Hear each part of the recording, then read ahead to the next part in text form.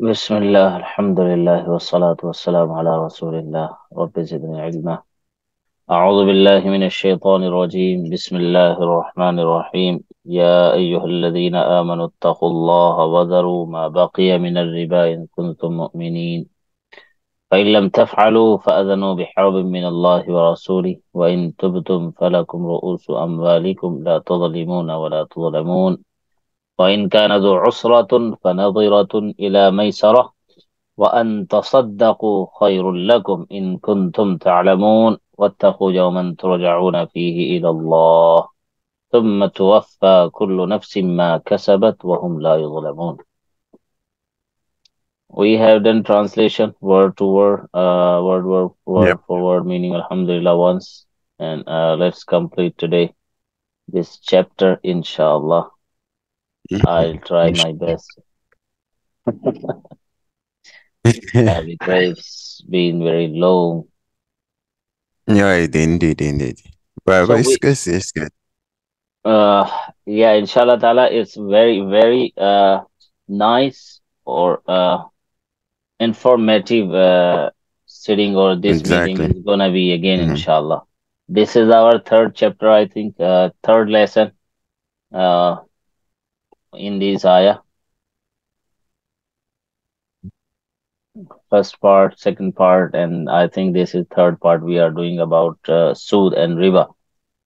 So the two verses 160 and 161 of Surah An-Nisa, which concern Riba, Allah says, فَبِظُلْمٍ مِّنَ الَّذِينَ هَادُوا حَرَّمْنَا عَلَيْهِمْ طَيِّبَاتٍ أُحِلَّتْ لَهُمْ وَبِصَدِّهِمْ عَنْ سَبِيلِ اللَّهِ كَثِيرًا. So for transgression of those who became Jews, we prohibited for them the good things earlier made lawful for them, and for their preventing people frequently Hmm. from the way of Allah, and for their talking riba, usury or interest, while they were forbidden from it, and for their eating up the properties of the people by false means. And we have prepared for the disbelievers among them a painful punishment. These two verses tells that riba was equally prohibited under the law of Sayyidina Musa alayhi salam. When the Jews opposed it, they were appropriately punished in their worldly life when they started devouring the unlawful just out of greed for the mortal gains of world. Consequently, then Allah Almighty declared some lawful things prohibited for them. And verse 39 of section 4 in Surah Ar-Rum, in that verse, Allah says, وَمَا أَتَيْتُم مِّن رِّبًا لِيَرْبُوَ فِي أَمْوَالِ النَّاسِ فَلَا يَرْبُو عِندَ اللَّهِ. And what you give in usury, that it may increase upon the people's wealth, increase not with God, but that you give in alms, desiring God's face, they shall receive recompense manifold. Some commentators, some Mufassirin have taken this verse, like others mentioned earlier, to be dealing with interest or usury in view of the use of word riba, meaning increase, in the text. According to them, the verse means that money does seem to increase apparently by talking interest, by taking it, but in fact, it does not. It's like the case of a person whose body gets swollen. Obviously, this increase his body, but no sane person would be happy with this sort of increase. On the contrary, he would regard it as death in the offing. As compared to this, the giving of zakah and sadaqah does seem to decrease the wealth apparently, but that no decrease in fact. Rather, on contrary, it is the source of thousands of increase. It is like someone who takes purgative as system cleanser, or lets blood is a therapeutic measure.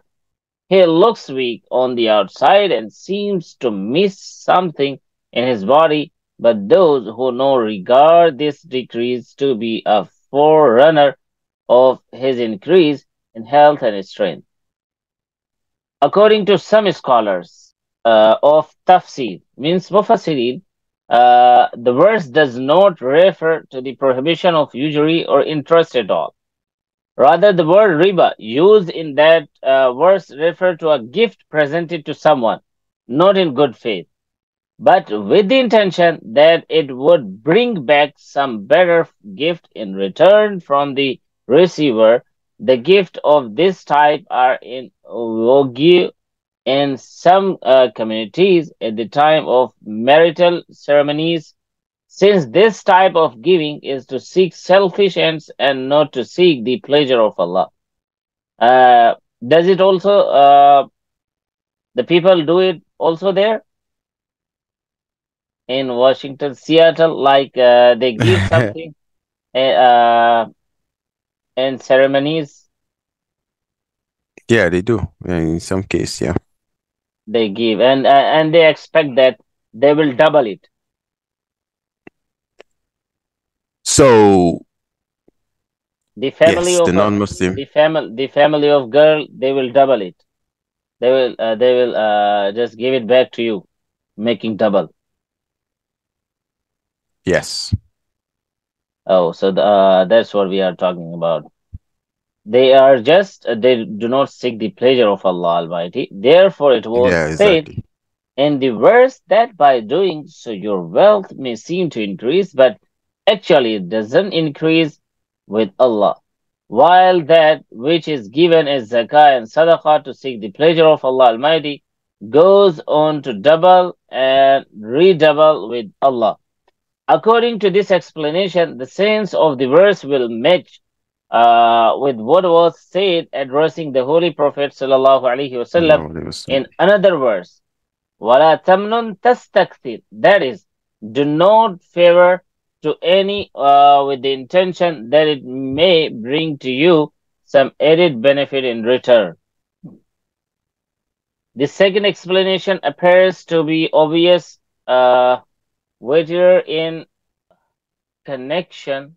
So, with the verse of Surah Rum, firstly, because Surah Al-Rum is Makki, although it was revealed in Makkah, it is not necessary that every verse in a Makki surah is revealed in Makkah, yet there exists a strong probability that is to so unless proved otherwise. I think we discussed it in the beginning that some verse of the Makki surah, it may be like they were revealed in Medina Munawwara. Some verses, not all. Because the almost surah, if it was revealed in Medina, that is called Madani surah. So, and in case the verse is Makki, it cannot be interpreted to carry the sense of prohibition of riba, because the prohibition of riba came by revelation in Medina. In addition to this, the subject dealt with earlier than the verse also indicates a tilt toward this explanation. There it was said, فَآتِ ذَا الْقُرْبَى حَقَّهُ وَالْمِسْكِينَ وَابْنَ السَّبِيلِ ذَلِكَ خَيْرٌ لِلَّذِينَ يُرِيدُونَ وَجْهَ اللَّهِ, which means give to the relative his due, and to the poor and the wayfarer. This is better for those who seek pleasure of Allah. In this verse, it has been stated that spending on relatives, the poor and the wayfarer, can become an act of thawab only on the condition that the intention behind it should be that of seeking the pleasure of Allah Almighty. Then, following that, in the verse under discussion, it was further explained that financial help given to someone with the hope that it will bring back greater return from the receiver of the help is certainly no spending in the way of Allah, where the purpose is hardly to seek His pleasure. As a result, this will bring not sawab, because you are not seeking the pleasure of Allah Almighty, you are seeking the pleasure of someone. Anyhow, there are, besides this particular verse, several other verses cited earlier which do deal with the prohibition of riba. Out of these, there is the verse from Surah Al-Imran which prohibits double and multiple riba. The rest of the verse state the prohibition of riba is such. These details at the list clear this much, that riba is haram, unlawful anyway, be double and multiple, simple or compound. It may be kept in mind that the degree of its being haram is so severe that a declaration of war has been made on behalf of Allah and His Messenger against those who challenge the injection. Some additional details about riba.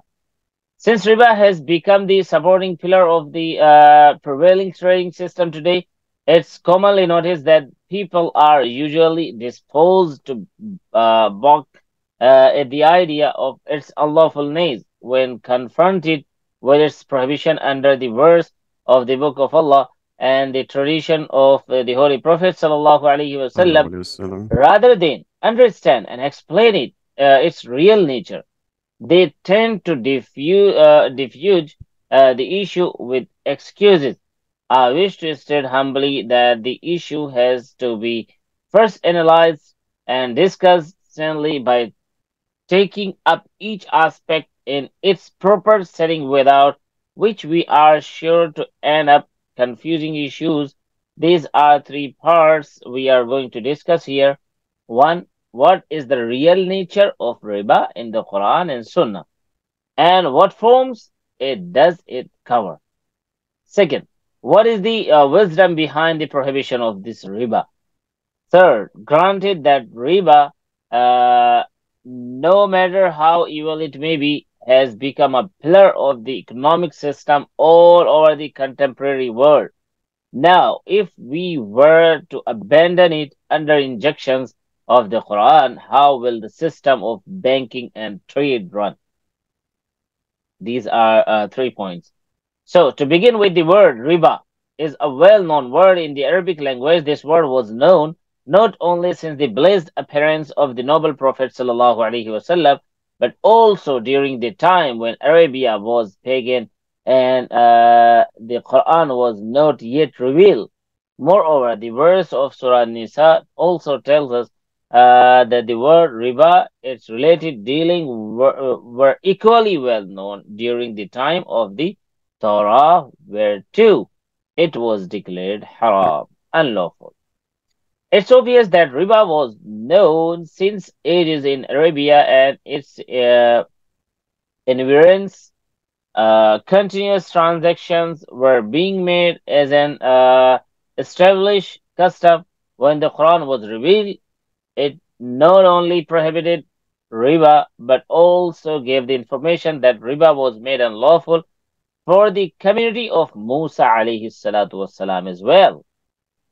How then can the nature of this world become something so ambiguous that it starts presenting difficulties in understanding and explaining its meaning and applications? This is the reason why in the year of Hijrah, 8th year of Hijrah, when Hijrah means migration, 8th year of Migration, yeah. yeah, that is the migration. Migration, yeah. Migration, yeah. So 8th year of migration, when the verse of Surah Al-Baqarah relating to the unlawfulness of riba were revealed, there appeared no report from the noble companions anywhere, which may indicate that they had to face any doubt in understanding the real nature of riba, and they had to go as far as to verify it, the Holy Prophet sallallahu alaihi wasallam himself, something they did in other matters on the contrary, just as they immediately acted upon the injunctions prohibiting liquor the moment it was revealed. So the non-Muslim might have it's over now because they did not ask anything, so it means they knew it already, alhamdulillah. So here are the non-Muslim have found the ground to question as to why should they suffer loss of money because of an Yes. injection of Islamic law.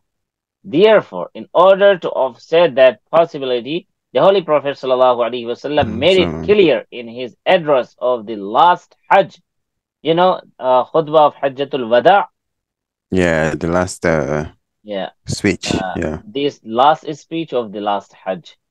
That his injection of Islamic law affects not only the non-Muslims but also the Muslims in an equal degree. And the very first amount of riba that was written off was the uh, enormous amount which belonged to Sayyidina Abbas radiallahu ta'ala, the respected uncle of the Holy Prophet sallallahu alaihi wasallam. Yeah, it was not taken as well as is not it wasn't given from the companions of the Prophet sallallahu alaihi wasallam. If you owe something on someone, it's okay. Then just forget it now. So you are not going to get it back. And on the other hand, you have to not give now while it's unlawful, declared from the Quran and from the Prophet sallallahu alaihi wasallam. So, in short, when riba was prohibited, its meaning was no secret. It was a non-practice. It was as a non-practice. It was the same riba as the Arab used to give and take it and call it as such. The Quran made it haram. So now let's find out what riba the Arab were used to. The renowned commentator Ibn Jarir has reported from Sayyidina Mujahid that the riba practiced in pagan Arabia, which was prohibited by the Quran, consisted of giving loan for a fixed period and then taking a fixed increase over and above the principal. If the loan was not paid back on the fixed date, an extension of time was granted on condition that the riba was to be further increased. Yeah. The same information has been reported from Sayyidina Qatada radiallahu ta'ala and from other leading commentators. So Abu Hayyan al-Gharnati, the famous commentator from Andalus, Spain, and Spanish interpreter, has in his commentary Al-Bahr al-Muhit, mashallah, he wrote down the tafsir, reported the same from of riba prevailing in pagan Arabia, that is, they advanced a loan, took their profit on it, and if the time for payment was to be extended beyond the first due date, they increased the amount. Ibn al-Arabi has said in Ahkam al-Quran, al-riba fi al-lugha, okay, let's do it in English. Logically, riba means increase. And in the verse, it means the increase against which there is nothing in exchange but a loan and its time. So Imam al-Razi has said in his tafsir that riba takes two forms. It could be riba in trading transaction and in loans. This second form was what commonly prevailed in Jahiliyyah or pagan Arabia.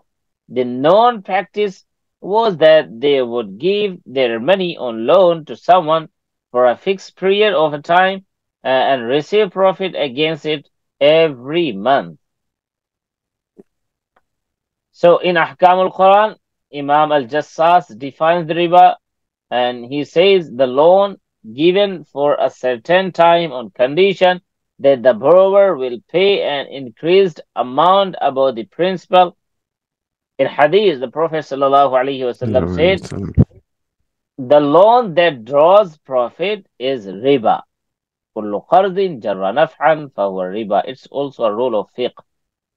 To sum up, the giving of loan and then taking profit on it is riba, which was widely known and practiced during the Jahiliyyah in Arabia, which was clearly declared haram by the subject verse of the Holy Quran. However, the Prophet ﷺ included some forms of buying and selling within the range of riba as well. Uh, Two types of dealing. I remember muzabana and muhaqala. Muzabana and Mm-hmm. muhaqala. Mm-hmm. Muzabana means you deal with someone, you have some fruits. Those are Mm-hmm. taken from the trees and now they are just ready, Yep. like we see in the markets. So you have some fruits, and you just deal with someone, and he has a garden of fruits, Mm-hmm. you know. So you Yep. sell or buy that, uh, by just like I have these fruits, you take it and you just give me your garden. So Prophet sallallahu alaihi wasallam also denied to do this.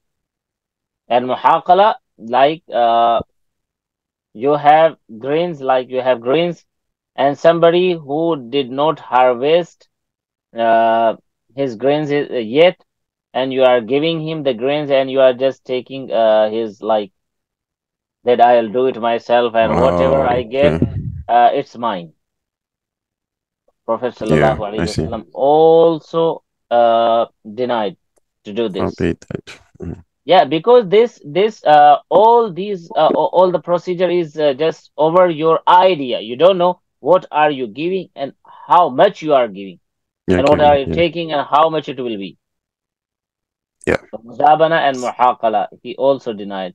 That's why some people say that Umar Farooq radiallahu ta'ala anh said uh, it was very difficult that the Prophet sallallahu alaihi wasallam Allah has alayhi died, wasallam. but we did not get the complete sense of riba. Sayyidina Umar radiallahu ta'ala talking about the particular forms of buying and selling transaction and their details, which were not taken as riba in Jahiliyyah. So bringing these Mm. under the category of riba, the Holy Prophet sallallahu alaihi wasallam Allah alayhi wasallam. made them haram. And that's what the Umar Farooq radiallahu ta'ala said about that we are not given the complete. Otherwise, the verse is just clear. But now, many people say that it was a confusing this issue. The companions as well were confused about. Yeah. So now we have something to just go through and Right. think deeply. And now there are many ways. Maybe there are many ways. Yeah, for sure. But Yeah. but it's very surprising and it's very strange that many people have say this. Allahu Akbar. It's very clear. So summing up the discussion, let's try to finish it, inshallah. Riba was already a known transaction before the revelation of the Quran. The taking of an increase on loan given for a certain time was called riba. Second, the noble companions, all of them abandoned this riba the moment its unlawfulness was revealed in the Quran. None of them had any difficulty or doubt in comprehending or explaining its meaning, as we have discussed, Alhamdulillah. Third, in the barter transaction of six commodities, it was declared by the Holy Prophet ﷺ that whenever Obviously. any of these is bartered with a similar commodity, both of them must be equal in weight or measure. Any increase or decrease in such transaction has been declared as included the prohibition of riba. This much was expressly told by the Holy Prophet sallallahu alaihi Yeah. wasallam. Wasallam. Like uh, uh, gold in gold, Yeah. silver in silver. This type. Some Okay. things like, yeah. If you are giving somebody gold, so you can take it according to the weight, not like it's old or Okay. it's new. So just take it and give it to me. If it's equal in weight, it's okay. Otherwise, you have to pay some money uh, in the exchange. Mm-hmm. Four, it's certain that the real and primary riba, which the Muslim jurists have called riba al-Quran, the riba of Quran, or riba of loan, is exactly what was known and practiced in Arabia as well. So, up to the point we have discussed, efforts was made to clarify the meaning of riba is contemplated in the Quran and Sunnah, which is the first step towards understanding the problem of interest. We have discussed like it gives benefits just to you, not for Yeah, not for. not to everyone. Yeah, like the poor is going to be poor more and more, and I the mean, rich man is going to be rich more and more. yep, that's it. That's the very essence of the economy in the West. It's it, Yeah, it's almost impossible, like very, very difficult to. the the millionaire Yeah, became billionaire after some yeah, years, and yeah. the It's poor difficult to man avoid that. became poorest You're just person in the poor, world. yeah, yeah. Allahu Akbar. Because you for the poor, they don't have money to go to the bank. They get a loan. The bank give 25%. Yeah. I mean, you probably hear about it every single time, like how Americans they live on credit cards, credit card interest, credit card debt. It's insane, and you miss your payment. Interest goes up, the money and stuff. It's it's Mm. it's everywhere in every almost every financial transaction. Allahu Yeah, Akbar. May Allah Almighty protect it. I mean, Us as much as we can, inshallah. So the wisdom behind the prohibition of riba. Now comes the second part of the discussion, which relates to the wisdom behind the prohibition of riba and to be a spiritual and economic haram of riba transaction, because of which Islam has declared it to be such a major sin. First of all, we should realize that there is nothing in the entire creation of the world which has no goodness or utility at all. Even in serpents, scorpions, wolves, lions, and in arsenic, that fatal poison, there are thousands of utilities for human being. Is there anything in this vastness of nature which could really be called bad? Take theft, robbery, villainy, bribery. Not one of these remain without this or that benefit. But it is commonly recognized in every religion and community, in every school of thought, that things which have more benefits and less haram are called beneficial and useful. Conversely, things that cause more haram and less benefit are taken to be haram and useless. Even the Noble Quran, while declaring liquor and gambling to be haram, proclaimed that they do hold some benefits for people, but the curse of sin they generate is far it's greater hard. Yeah, than benefits they yield. Therefore, these cannot be called good or useful. On the contrary, taking these to be acutely harmful and destructive, it is necessary that they be avoided. The case of riba is no different. Here are the consumer of riba does have some temporal benefit apparently coming to him, but its curse in this world and in the hereafter is much too severe as compared to the other benefits. An intelligent person who compares things in terms of their profit or loss and loss, haram and benefit, can hardly include things of casual benefit with an everlasting loss in the list of useful things. Similarly, no sane and just person will say that personal and individual gain, which causes loss to the whole community or group, is useful. So in theft and in robbery, the gain of the gangster and the take of Hmm. the thief is all too obvious. But it's certainly harmful for the entire community since it ruins its peace and sense of security. Uh, Allah, Allah, Allah. So riba has become an epidemic in modern times, holding the entire world squeezed in its clutches. In fact, it has so reversed the very test of human nature, that the bitter has started is tasting sweet, that which is the cause of economic ruin for the entire humanity I mean, is being dished out as the solution of economic ills. The situation is such that a thinker who raises his voice in protest is brushed aside as crazy. How is it possible in this age? If you don't take and give loan or sood or biyaj, how can you survive?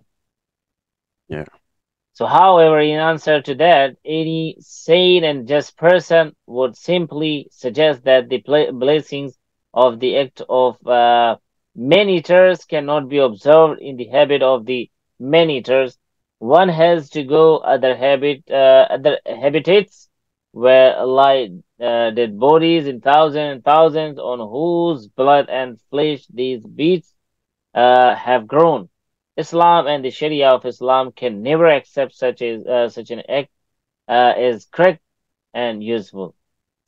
As a result of which, the humanity in general and the Muslim community in particular becomes a target of destruction, while some individuals or their groups go on prospering.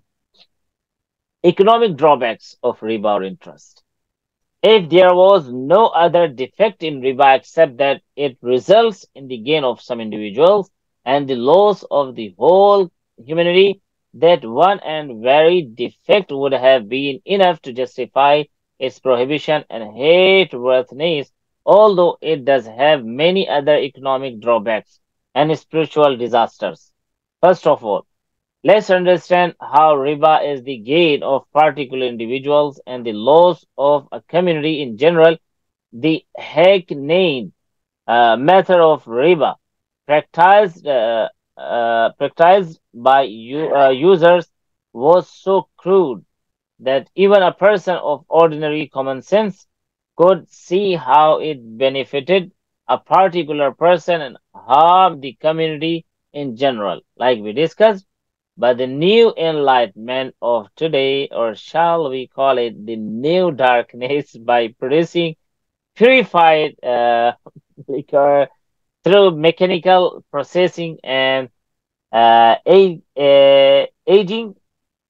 by aging. inventing new and fancy forms for theft and robbery, and by innovating novel covers for evil and immodesty, has made everybody so civilized that watchers of the surface are unable to see the evil hidden behind. Very similar to this, in order to continue the practice of riba or interest, individual money lending counters have been placed by joint stock companies called banks.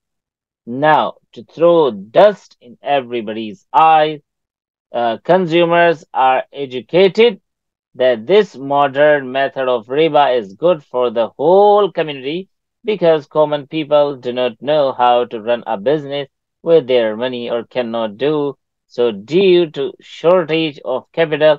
So money they all have goes as deposited in banks, and every one of them manages to get, no matter how little, some profit in the name of interest. In addition to that, big businessmen are given the opportunity to borrow money on interest from the banks, invest in big business, and reap the benefit.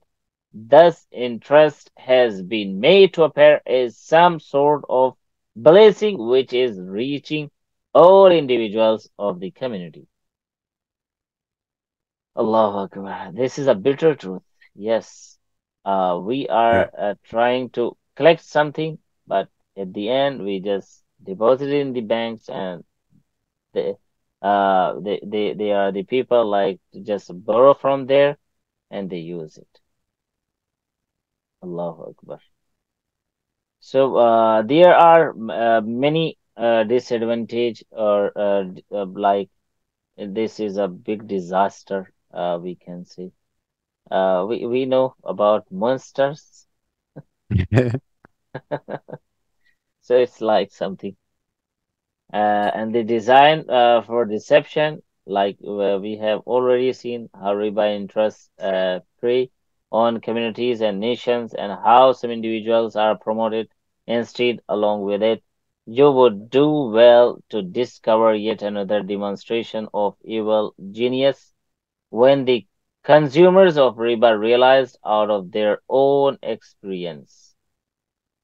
So yamhaqullahu riba wa yurbi sadaqat. Allah makes double the dealings and sellings, which we can say the business, and Allah just make it less and less, or He decrease the amount of riba.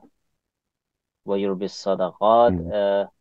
Allah makes double the sadaqat, and He decrease the riba.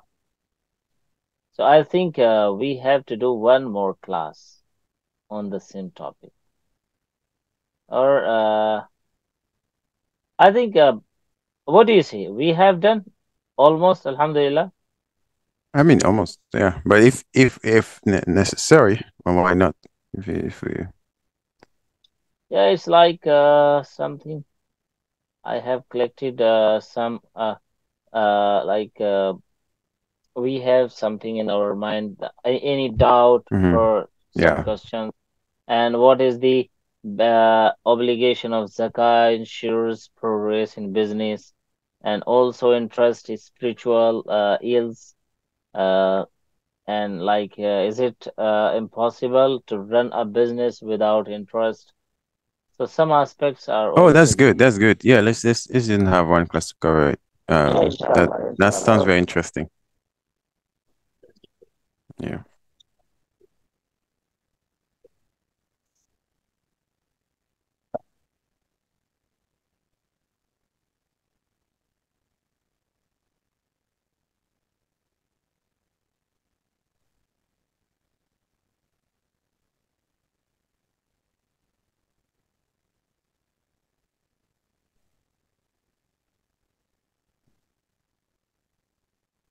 I can hear you. I think you muted yourself.